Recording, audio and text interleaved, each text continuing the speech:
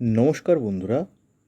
ইতিমধ্যে আপনারা জেনে গেছেন যে একটি বিজ্ঞপ্তি জারি হয়েছে এবছর হর ঘর তিরঙ্গা নিয়ে, যেটি নিয়ে কেন্দ্রশাসিত বিভিন্ন সংস্থা ইনক্লুডিং স্কুলস, রাজ্য সরকারও এই বিষয়ে কিন্তু উদ্যোগ নিয়েছে এবং এই বিষয়ে বেশ কিছু জিনিস আমাদের করণীয় রয়েছে। তো আমরা সহজে জেনে নেব যে হর ঘর তিরঙ্গার এই যে কার্যক্রম, এখানে আমরা কি কি করব, কিভাবে করব, কি কি করতে পারি, সেই বিষয়ে একটি সংক্ষিপ্ত আলোচনা আমরা করে নিই। তো হর ঘর তিরঙ্গা 2026 উপলক্ষে স্কুল প্রশাসন এবং সাধারণ মানুষের জন্য কি কি কর্মসূচি নেওয়া যেতে পারে সেটা আমরা আলোচনা করব। সরকারি নির্দেশিকায় মোট 10টি গুরুত্বপূর্ণ কার্যক্রমের কথা বলা হয়েছে। চলুন দেখে নিই কী কী আছে এর মধ্যে। প্রথমে রয়েছে তিরঙ্গা র্যালি। রাজ্য ও কেন্দ্রশাসিত অঞ্চলগুলিতে বড় আকারে তিরঙ্গা র্যালি আয়োজন করা যেতে পারে। ইতিমধ্যে আমরা দেখেছি বিভিন্ন জায়গায় কিন্তু র্যালি হচ্ছে। অংশগ্রহণকারীরা জাতীয় পতাকা বহন করবেন। র্যালির শুরুতে বন্দে মাতরম গাওয়া হবে। ছাত্রছাত্রী, যুব সমাজ, সরকারি কর্মী, সশস্ত্র বাহিনী সদস্য এবং বিভিন্ন সামাজিক সংগঠন এই কার্যক্রমে অংশগ্রহণ করতে পারেন। র্যালির মাধ্যমে দেশপ্রেম, জাতীয় ঐক্য ও গর্বের বার্তা ছড়িয়ে দেওয়া এর মূল উদ্দেশ্য। নিরাপত্তা, শৃঙ্খলা এবং জাতীয় পতাকার যথাযথ সম্মান বজায় রাখতে হবে। পয়েন্ট নম্বর 2 হচ্ছে তিরঙ্গা কনসার্ট। রাজ্য বা কেন্দ্রশাসিত অঞ্চলের উদ্যোগে তিরঙ্গা কনসার্ট আয়োজন করা যেতে পারে। এতে উপস্থিত থাকতে পারেন রাজ্যপাল, লেফটেন্যান্ট গভর্নর, মুখ্যমন্ত্রী, অন্যান্য বিশিষ্ট ব্যক্তিবর্গ। কনসার্টে থাকবে দেশাত্মবোধক গান, বন্দে মাতরমের সমবেত গান, জাতীয় সঙ্গীত এবং অন্যান্য সাংস্কৃতিক অনুষ্ঠান। 3 নম্বর, স্বাধীনতা দিবসে বন্দে মাতরম। স্বাধীনতা দিবসে সমস্ত সরকারি অনুষ্ঠানেও বিশেষ গুরুত্ব দিতে হবে। জাতীয় পতাকা উত্তোলন, প্রদর্শনের পাশাপাশি বন্দে মাতরম সমবেতভাবে গাওয়ার ব্যবস্থা করা যেতে পারে। অর্থাৎ স্বাধীনতা দিবসের অনুষ্ঠানেও দেশাত্মবোধক ও জাতীয় ঐক্যের কথা তুলে ধরতে হবে, সঙ্গে কিন্তু বন্দে মাতরমকে আমাদের রাখতেই হবে। 4 নম্বর হচ্ছে তিরঙ্গা প্রদর্শনী।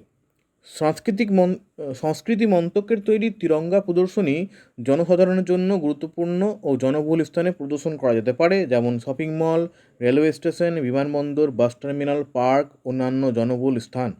বিভিন্ন জায়গায় সম্ভব হলে কোনো বিশিষ্ট ব্যক্তির মাধ্যমে এই প্রদর্শনী উদ্বোধন করা যেতে পারে। 5 নম্বর হচ্ছে তিরঙ্গা সাইকেল ও ই বাইক র্যালি।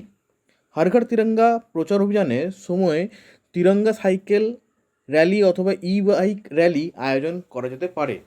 এ ধরনের র্যালি জেলা এবং গ্রাম পঞ্চায়েত স্তরেও আয়োজন করা সম্ভব। 6 নম্বর পয়েন্টে রয়েছে পর্যাপ্ত জাতীয় পতাকার ব্যবস্থা। প্রচার অভিযানের পুরো সময় জুড়ে রাজ্য ও কেন্দ্রশাসিত অঞ্চলে জাতীয় পতাকা অর্থাৎ তিরঙ্গার পর্যাপ্ত প্রাপ্যতা ও বিতরণ নিশ্চিত করা যেতে পারে। এর ফলে সাধারণ মানুষও সহজে তিরঙ্গা সংগ্রহ করে কর্মসূচিতে অংশগ্রহণ করতে পারে। এই বিষয়ে বলে রাখি, বিভিন্ন জেলাতে কিন্তু এসডি অফিস থেকে বা এমসি থেকে বা বিভিন্ন জায়গা থেকে কিন্তু তিরঙ্গার ব্যবস্থা করা হচ্ছে, যা বিনামূল্যেই পাওয়া যাবে। এই বিষয়ে আরও নোটিফিকেশন আসছে। 7 নম্বর পয়েন্ট রয়েছে তিরঙ্গা থিমে আলোকসজ্জা ও সাজসজ্জা।